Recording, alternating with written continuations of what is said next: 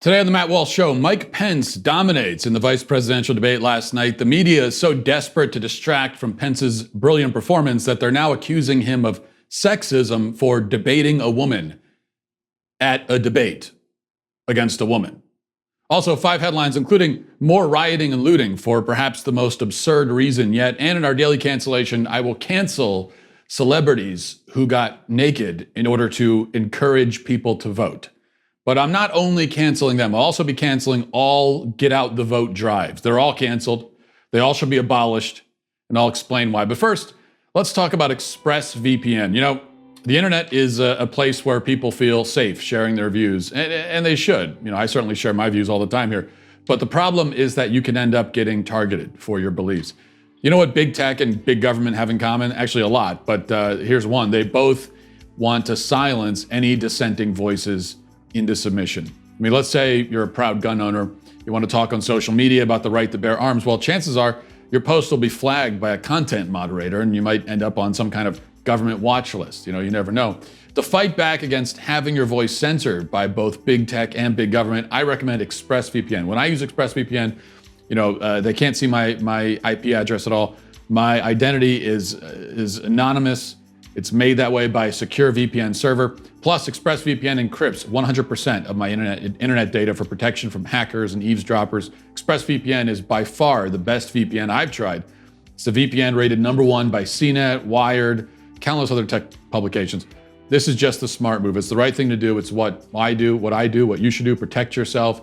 Give yourself some privacy. Stop letting big tech and big government censor and track you. Defend your rights.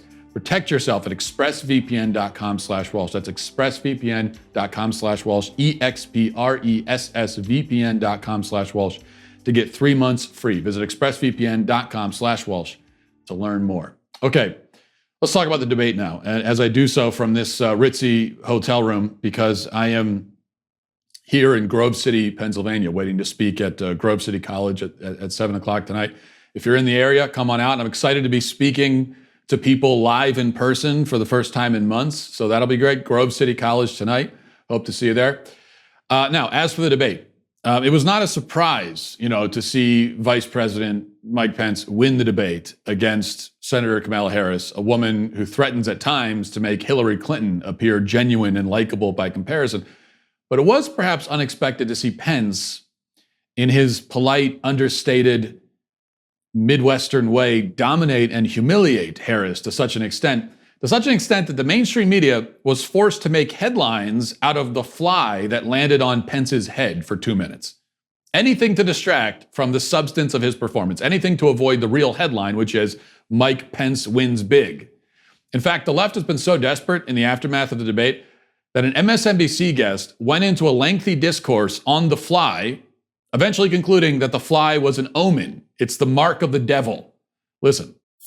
If this was a normal debate, his behavior would have been scored very, very poorly. It would have been on the higher end of weird behavior. And not for nothing. I mean, I don't think it's ever a good sign when a fly lands on your head for 2 minutes. You know, that's a sign all through history of sin. And historically, biblically, maybe you wouldn't normally say this after, it's only safe to say this, after midnight. But, you know, a fly, he who commands the fly has always been seen historically as the mark of the devil. So I'm not Steve, relevant, but having the fly now land as a journalist, now I have to ask for the record, are you joking? Because the fly could have landed on anyone. Yes. But it didn't. It landed on Mike Pence, and it says something. I don't think karmic about the status of the campaign as it implodes. Now, if we really want to play this game with the fly, then we could talk about the time that Obama nearly had a fly pry its way into his mouth, and, you know, as this photographic evidence confirms. But let's not talk about the fly. The fly was not the only headline to come out of the debate. According to our diligent journalist class, Mike Pence also had one eye that was a little red.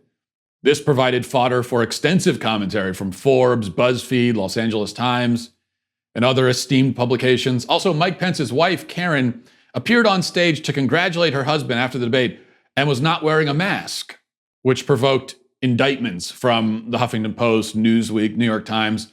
Imagine their shock and horror should they learn that Karen Pence also presumably doesn't wear a mask when she sleeps in the same bed as her husband, or sits on the sofa next to him to watch TV, or spends much of her life in close proximity to him. But the big news, even bigger than the flies and the pink eye, if you can believe it, is that Vice President Mike Pence was a sexist for committing the unthinkable sin of debating a woman during a debate against a woman.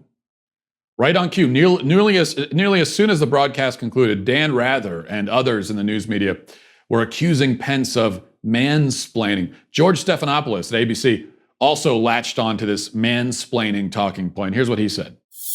Sarah Fagan, let me bring that to you, because obviously Mike Pence is a former television commentator, does have a very calm demeanor, but I think a lot of people were noticing some mansplaining going on tonight. I don't know. I didn't see it that way, George. It didn't come across to me. Now, notice how he ironically tries to explain about mansplaining to a woman who disagrees with him, which is funny. Also, Major Garrett at CBS gushed with pride, exclaiming that Harris was an inspiration for women everywhere when she asserted herself against the rude man who kept arguing with her, almost as if they were taking part in an event where the whole point is to argue with each other. Here's what he said. I think there was something very stylistically important, and just because it's stylistic doesn't mean it doesn't have weight. I think this will. And back me up on this, Caitlin and Elaine, because I'm sure you heard it as well. When she was being interrupted, Senator Harris did not look at the vice president and say, "Don't interrupt me." What did she say?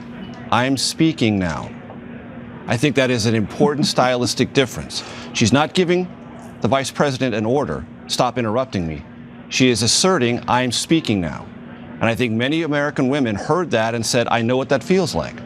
I know what that is in that moment. I'm speaking, and I should be allowed to speak." And there were more. And NBC presidential historian Michael Beschloss noted that Pence was interrupting not just one woman, but two, both his female opponent and the female moderator.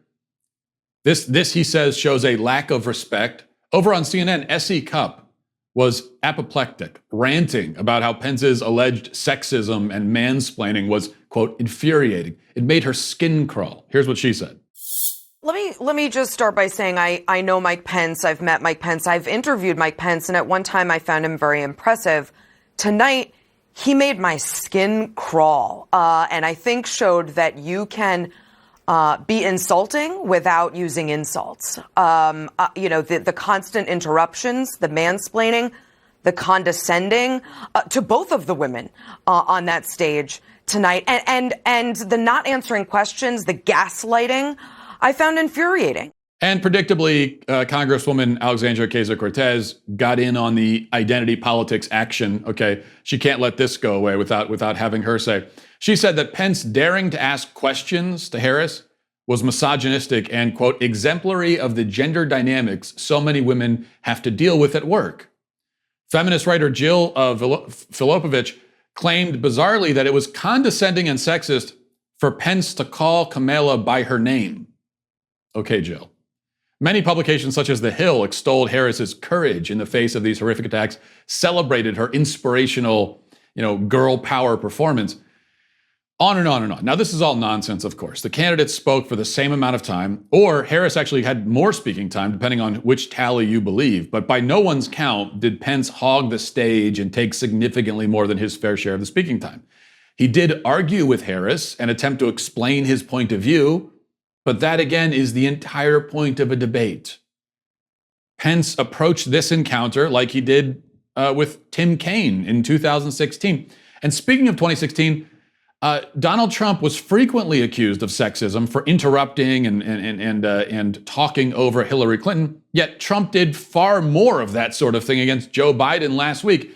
It seems these men are just debating how they debate, regardless of the gender of their opponent. Indeed, it can be said in general that any woman who is interrupted and talked over by any man is most likely being treated exactly as that man treats other men. It's also how that woman likely treats other men and how she treats other women. It is, to put it simply, just people being people. It is equality, and that's supposed to be what feminists are fighting for. But as we've learned time and again, feminists actually want special treatment, even while clamoring for equal treatment. In a strange way, they have become our culture's great defenders of chivalry, yet they pretend to hate chivalry and advocate for a version of it while claiming to want the opposite of it. And that's how we end up with a spectacle like last night. They tell us that women are strong and tough and can hang in there against any man, and then proceed to wilt like delicate flowers when a woman was subjected to mild pushback from one of the least aggressive, most polite men in politics. It is an absurd and transparent tactic, but it's all they have. I can only hope that most Americans are too smart to fall for it. Let's get to our 5 headlines.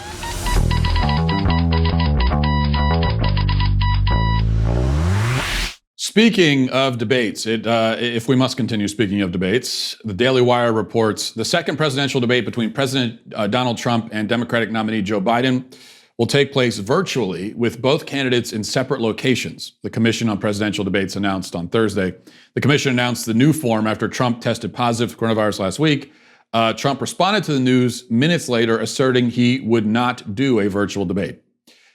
According to a statement from the commission, the second presidential debate will take the form of a town meeting in which the candidates would participate from separate remote locations. The town meeting participants and the moderator, Steve Scully, will be located at the Adrienne Arsht Center for the Performing Arts. The White House pool will provide coverage of the second presidential debate. Okay. But Trump says on Fox Business, he was asked about it, and he said, I'm not going to do a virtual debate. I think this is a mistake, personally. I'm probably going to be in the minority among conservatives. I don't know. I'm not really sure if I will be or not, but I think Trump needs to do the debate. He's down in the polls. The last debate didn't go very well for him. He has more to gain from another debate than Biden does. So the strategy of not doing it, I don't really see. And this has been my point. I think it's a little bit of maybe tough love, tough talk for some conservatives and some Trump supporters who are whistling past the graveyard a little bit. And we see all these polls coming out, and almost all of them look bad for Trump to varying degrees. But what we hear, of course, is that, well, you can't trust the polls. They were wrong in 2016. 2016, remember 2016? This is how it was in 2016. Everybody said Trump would get killed in 2016, and he didn't. 2016. Yeah, I know. That was 2016, though. That's not 2020. You're never going to win a campaign by pretending that it's 4 years ago, especially when so much has happened in the intervening years. And especially when there are a lot of obvious differences here. Number one, he's not running against Hillary Clinton anymore. That was a big advantage he had, being that she still is the least likable person on planet Earth. She was also under investigation by the FBI at the time. So, I mean, he couldn't have asked for a better opponent. So he doesn't have that. Now, there are a lot of weaknesses to Joe Biden, but he's not Hillary Clinton. He's not just this viscerally detestable guy. You might not like him. I don't like him. But I'm talking about how he's perceived in the public. It's not like Hillary Clinton. So he doesn't have that going for him. He's not a novelty act anymore. He's the incumbent. And then you add in, the economy, coronavirus, riots, everything. Some of that cuts for him, some of it against him. But the point is it's an entirely different situation. And so if you're telling yourself, it'll be fine because remember 2016, I think we're making a big mistake. And remember, this is the mistake that a lot of Hillary Clinton supporters made in 2016. It's because they were so confident. Now I'm going to have a fly problem. It's going to be a fly in it. But see, the good thing is if I have a fly on my head, you won't be able to see it because that's Pence's problem. He had white hair, so you could see the fly. Anyway, but Hillary Clinton supporters were so confident that I think many of them didn't show up because they figured that they were going to win. And I think that's a foolhardy confidence you don't want to have. So Trump needs to really try to win. If he doesn't try, he's not going to. And I think that includes doing the debate. Now, that said, objecting to a virtual debate, I think, doesn't make a lot of sense. But I do think there are other good reasons to object to a debate. And one thing that Trump could do is take issue with the moderator. I mean, I think that Republicans in general, forget about format, virtual or not, when it comes to the moderators, Republicans in general should be putting their foot down and saying, we are not going to do any more debates, period, at all, until you give us a moderator who is not an unofficial member of my opponent's campaign. It is not an unreasonable demand. The moderator last night, I thought, was even worse than Chris Wells. So it's absolute embarrassment. A lot of examples of bias. The most biased thing we got, though, from the moderator last night was when she was talking about the Breonna Taylor case. I don't know if you picked up on this. She referred to the police officers breaking into Breonna Taylor's apartment. They were serving a legal warrant, and she categorized that as a break-in. Just an absurdly biased framing and false framing for the question, but that's what you get from these moderators. Okay. Number 2, well, it's Groundhog's Day all over again. More rioting, this time in Wauwatosa, a city in Wisconsin. Here's just one short clip of the rioting. Watch this.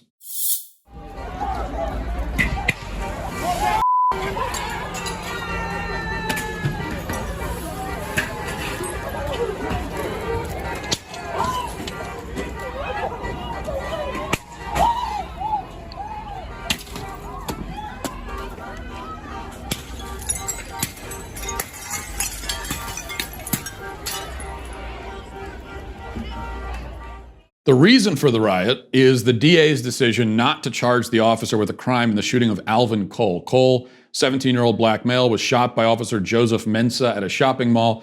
The DA says that Cole was armed with a stolen pistol. He had flashed it at somebody during an argument, and then he pulled the gun on the cops, and he actually fired the gun. He hit himself, apparently, in the process, but he pulled a gun and fired it, and that's when he got shot. The officer who shot him, by the way, is black. Okay, he's a black man. But this somehow, a black police officer shooting an armed person who pulled a gun on him, that somehow is racist police brutality. A black police officer shooting a guy who points a gun at him is racist police brutality. Well, sure, why not? Because none of these words have any meaning anymore. They have just no meaning. You can use them however you like. The words like racist, police brutality, they should have meaning. In reality, they have meaning, but the way they're used, there's no meaning. You just throw them out. Doesn't matter if it applies or not. I'll have more to say about this case probably tomorrow, so we'll get back to it. Number 3 from Reuters says Netflix Incorporated is facing a criminal charge in a Texas county for promoting lewd visuals of a child in the French film Cuties, according to a statement from Tyler County's district attorney. The document filed on September 23rd said Netflix promoted material in the film that depicts lewd exhibition of the public of the pubic area of a clothed or partially clothed child who was younger than 18 years of age, which appeals to the prurient interest in sex. Netflix said in a statement that Cuties is a social commentary against the sexualization of young children. This charge is without merit, and we stand by the film. So this is the government enforcing basic standards of decency. I'm all for it. I love it. I think it's a great thing. I'm glad the government's doing it. I wish more local governments would do this. But I do think it's, and this has been the reaction I've noticed from, I haven't seen any conservative object to this. Most conservatives anyway are celebrating this and saying good. The interesting thing though is I can remember about a year ago when we were talking about laws related to pornography, some of us were making the case that the government should enforce basic standards of decency, especially to protect children. And a whole lot of conservatives had a big problem with that. If there's been a change in heart, that's great. Maybe we're starting to realize that, yeah, protecting children, that sort of thing, that the government does have a role there. All right, number 4, big news here, if I can find it. Oh, here's the big news. Apple is turning the mask emoji frown upside down in an upcoming update to the iOS. This according to CNN. The mask emoji has typically been used to represent someone who is in the medical field or is sick.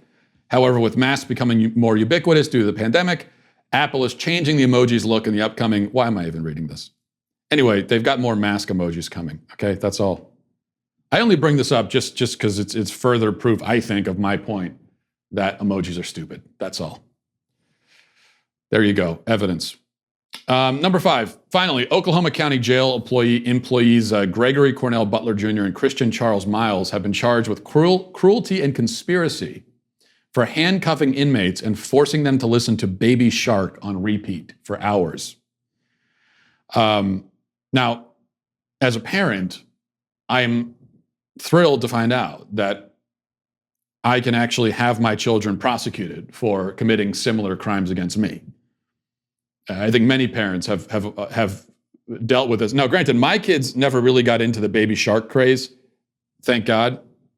For me, it's been the book, We're Going on a Bear Hunt.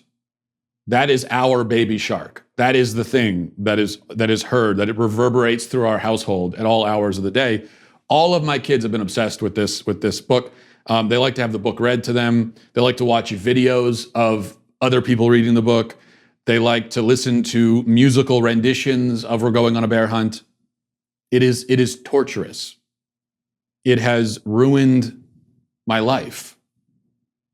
We're going on a bear hunt. We're gonna catch a big one. What a beautiful day. We're not scared. Uh-oh, grass, long wavy grass. We can't go over it. We can't go under it. Got to go through it. Swishy swashy, swishy swashy. And on and on and on. That's how the book goes, repeating itself for pages and pages. And the book doesn't even make sense, first of all. The onomatopoeias that it uses are completely arbitrary. Swishy swashy for grass? What kind of grass is swishy swashy? And the plot is even worse. The plot is this family, mom, dad, kids, young kids, walking through the woods trying to catch a bear. What sort of neglectful, psychotic parent brings their kids into the woods to catch a bear? A big bear, it's even specified. This book is basically an account of an attempted murder-suicide. That's how disturbing it is. It might as well be, we're going to go drown ourselves. Yay! It really is that. And, it's brainwashed my kids on top of it. Every time we're in the woods now, we go for a hike or something. Every time my son is saying, let's go on a bear hunt. And I say, oh, you're going to hunt for a bear, huh? With what? We don't even have a hunting rifle. What are you going to use, a stick? The kid's going to get himself mauled. And you know what? It's going to be the fault of this book. So we all have. Every parent has something like that tortures them. It's different for all of us. Okay. Hopefully one day our kids will be brought to justice for inflicting this psychological torture on us. We're going to get to our daily cancellation now. Now today, for our daily cancellation, I'm afraid I must play some deeply unsettling footage for you. I wish there was another way. I wish I didn't have to subject you to this, but I'm afraid a mere description will not suffice. So here it is. I'm naked. I'm completely butt-ass naked. I'm naked. I'm like naked. There isn't a man behind me. These are my hands. Why you want me to be naked? I know what you're thinking. You're thinking, Ruffalo, put your clothes on. To be honest, I wish I could cover my hands with my boobs, but here we are. I'm here to talk to you about voting. Did you know that ballots could be naked? And if you don't do exactly what I tell you, your ballot could get thrown out. This is my ballot. Just got it.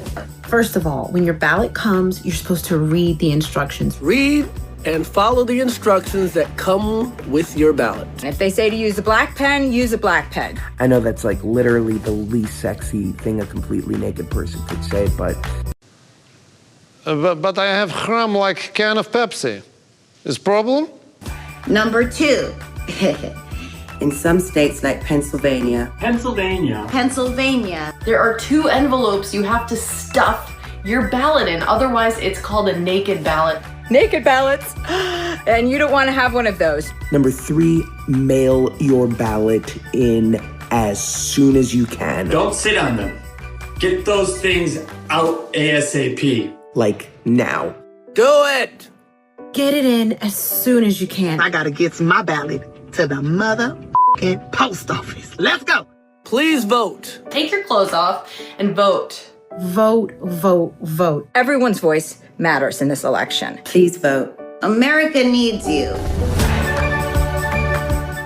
Yes, the celebrities are at it again, I'm afraid, this time naked. And the makers of this particular montage did not appear to be selecting participants based on their physical attractiveness. It seems they were selected based simply on their level of personal desperation and shamelessness. Now, it is somewhat amazing that celebrities keep coming out with these PSAs, particularly this format, the montage of various celebrities saying different words. They keep doing this even though they are roundly mocked and derided every time. Even more perplexing, the same celebrities are often involved. Mark Ruffalo's PSA resume is more extensive than his filmography at this point. It's also more widely viewed, I think. They can't get enough of it.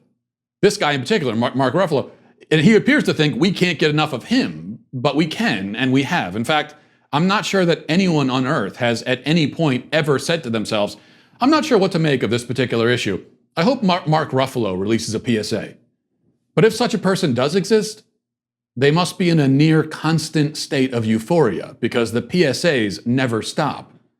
But I want to be clear about something. I am not just canceling these celebrities for this PSA, and I'm not just canceling celebrity PSAs in general, though I am canceling both. My real problem here is that this is a get out the vote PSA, which is my least favorite type. I am canceling all get out the vote efforts, get out the vote videos, PSAs, billboards, campaigns, whatever. They're all canceled. I hate all of them. None of them should exist. And the reason is very simple. If you need naked celebrities or anyone else to tell you to vote and encourage you and even explain how to do it, how to fill in a mail-in ballot or press a button, then you are exactly the sort of person who should not be voting. All of the people who should be voting are the ones who do not need to be told or reminded to do it, much less do they need the process explained to them. That's because they are informed, competent, mature adults. This is the precise category of person that we want at the polls. We don't want anyone else. Any effort to get anyone but informed and competent people to the polls is bad and should be abolished and banned and criminalized.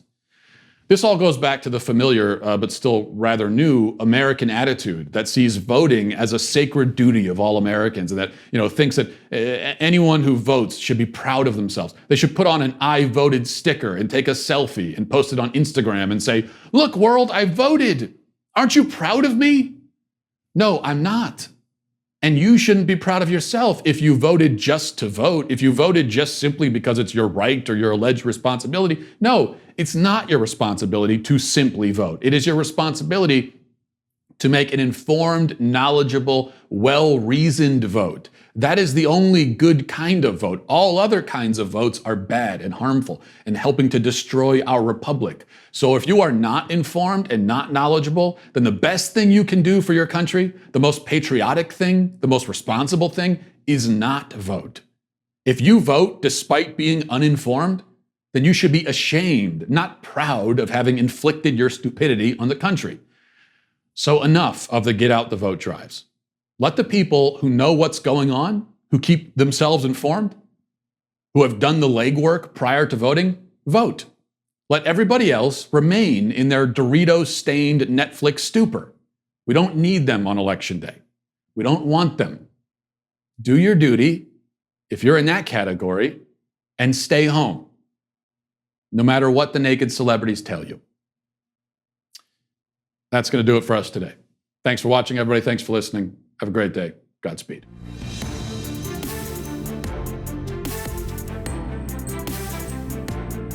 The Matt Walsh Show is produced by Sean Hampton, executive producer Jeremy Boring. Our supervising producers are Mathis Glover and Robert Sterling. Our technical producer is Austin Stevens, edited by Danny D'Amico, and our audio is mixed by Robin Fenderson. The Matt Walsh Show is a Daily Wire production, copyright Daily Wire 2020. Mike Pence wrecks Kamala Harris. Liberal celebrities strip for democracy, and President Trump works the art of the deal on China virus relief. Check it out on The Michael Knowles Show.